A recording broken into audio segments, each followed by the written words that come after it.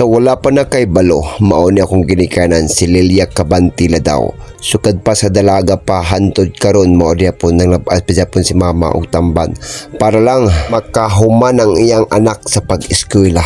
Karon kay nakahuman naman. Dili jud na nga ni mama ang iyang panglabas kay mao kuno ni iyang panginabuhian sukad pa sa una hantod karon kay diri mi nabuhi sa iyang panglabas. Humanaman namong paguban akong mama sa iyang paglabas sa isda. Unsa man mo kay istorya ma sa imong pagsuroy ma? Salamat. Makapoy.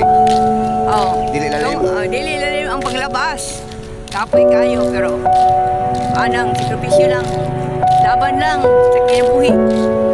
Oo guys, no. Lalo niya nga matagatagkuan ba? Makasus lawas para lumabas na. So sa mo kay istorya ma? Kaya tagatag. Man, buligan tas Ginoo nga.